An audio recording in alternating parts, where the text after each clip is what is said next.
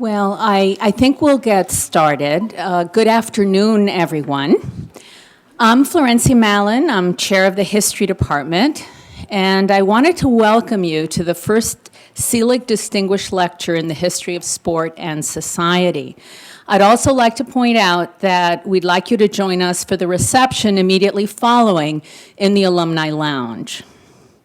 As you will see in the brochure accompanying the lecture, this is part of a broader initiative being carried out by the History Department with the generous support of the Commissioner of Baseball, Bud Selig, who is here with us today in the front row, and it's great to see you, Commissioner. Thanks so much for coming.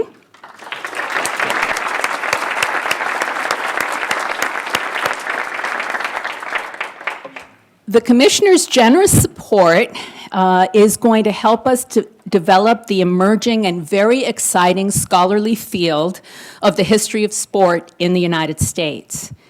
In addition to establishing the Alan H. Selig Chair in the History Department here at UW, which we're looking forward to filling soon, Commissioner Selig has generously offered to fund these distinguished lectures to help us educate ourselves about this important and emerging field. So thank you so much, Commissioner, for your ongoing generosity to the UW and especially to the History Department. Thank you so much.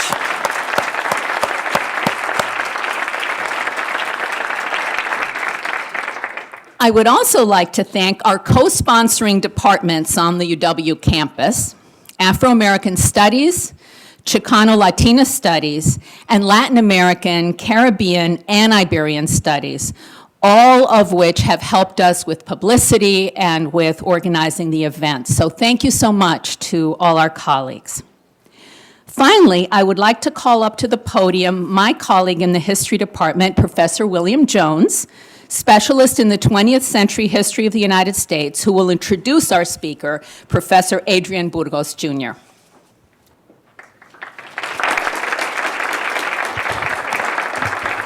Thanks. It's great to see a big crowd. So thanks for coming out today.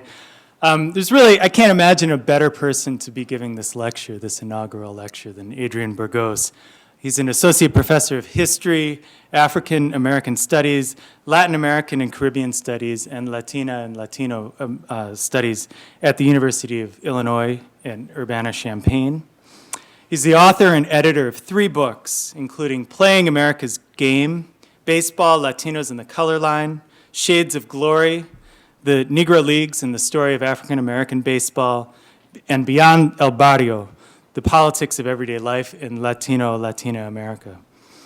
Playing America's Game was based on his dissertation at the University of Michigan and was awarded a number of prestigious awards, including the Latino Book Award from the Latin American Studies Association, an honorable mention for the best baseball book of 2007, and a featured book on C-SPAN 2, an award that most of us will have no chance of ever getting. It received prestigious research awards from the Ford Foundation, the National Baseball Hall of Fame, and a number of other places. And Adrian's also published widely in scholarly and popular press, including the Journal of American Ethnic History, Social Text, Counterpunch, and many others. It's his list, an impressive list that goes on for several pages.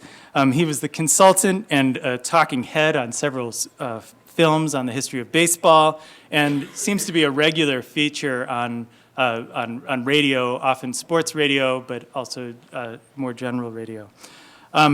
Today's talk is based on Adrian's next book, which is due out in May.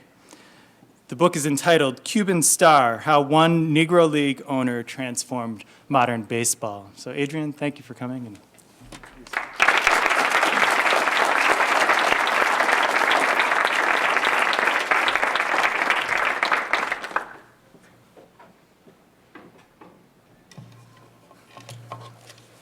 thank you all for coming in the midst of weather that's only baseball, well, a time of year it's only baseball season in Florida and Arizona perhaps. But again, it's good to see some familiar faces. Once again, good to see a number of friends and make new ones while I'm here. I'd like to thank the History Department for the invitation to share my work, Commissioner Selig for your generosity in creating this lecture series, which represents an important advance in the critical study of sport and society within the Academy. My aim here today is to illustrate the powerful resonance that the history of sport and society has in our contemporary society, as well as how our historical understanding of race relations, immigration, and ideas about American culture are influenced by narratives that are woven from what takes place on and about the playing field. For me, the study of sport is always framed by a critical examination of the intersection of sport and society. The manner sport at times is more than a reflection of society. I see it often is a social laboratory for our society. This is what the best of those who write sports histories do. Here I must acknowledge the invaluable work that the now departed Jules Taigil did in his book, Baseball, Great Experiment, which set a standard for studying baseball to understand race relations and the story of integration. There are many others, Stephen Reese, Amy Bass, Susan Kahn, who are not merely interested in the performance on the terrain of play, but in the social forces, institutions, and human actors that shape the performance and its meaning for us as a society. So what I want to do today is to take you through a story, one which is of Alex Pompez, but I'm going to teach it basically in reverse chronological order. I'm going to bring the familiar of today and then move backward through time to reveal his story. And to do that, I wanted to capture an incident that occurred last year, a minor controversy, but one that has powerful meaning for many of us who followed the game. In 2010, a controversy emerged over the comments of Torrey Hunter, outfielder with the Anaheim Angels, part of a roundtable organized by USA Today to discuss the current state and the future of baseball. His comments sought to shed light on the declining participation of U.S.-born blacks in baseball, and particularly since its zenith in the 1970s. However, as the comments that you see there, angered some within the Latino community. And it's noteworthy that now foreign-born Latinos represent over 25% of all major leaguers. And when you add those Latinos to U.S.-born Latinos, such as Alex Rodriguez, Eric Chavez, and others, the number nears 1/3 of all major league players. Hunter's quote was, "People see dark faces out there and the perception that they're African American. They're not us. They're imposters. Even people I know come up to me and say, 'Hey, what color is Vladimir Guerrero? Is he a black player?' And Hunter's response, 'Come on, he's Dominican. He's not black.'"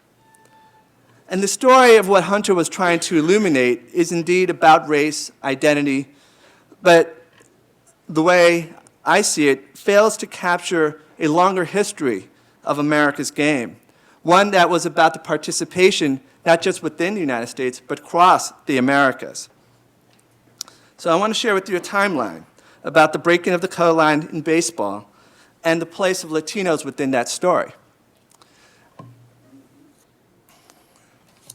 So 1947, April 15th to be exact, is an important moment in the history of the game. It's when Jackie Robinson broke the color line, the first African American to play in the major leagues since the 1880s. Robinson did important work as the initial integration pioneer.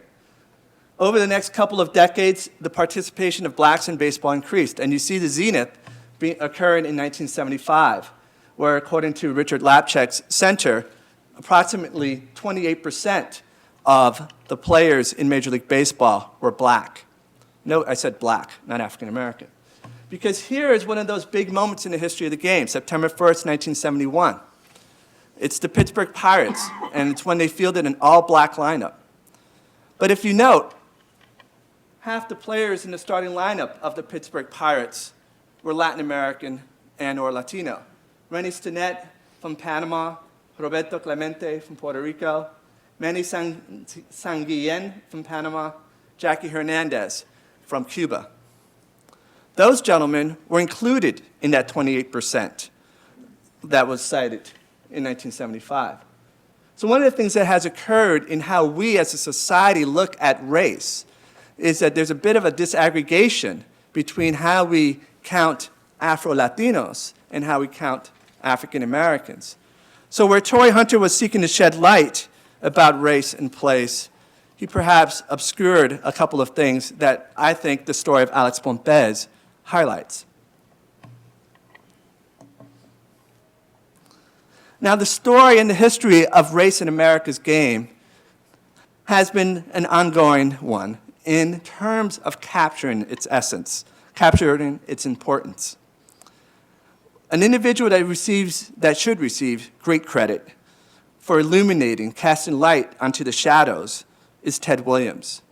He took the moment of his induction speech in 1966, and having interviewed some of the journalists who were there that day, they still speak with amazement on how he stunned them. Among the words that Williams shared on the day of his greatest glory in baseball was, "I hope someday Satchel Paige and Josh Gibson will be voted into the Hall of Fame as symbols of the great Negro players who are here, or who are not here only because they weren't given the chance." And so Williams took his grand moment to shed light on the story of the Negro Leagues.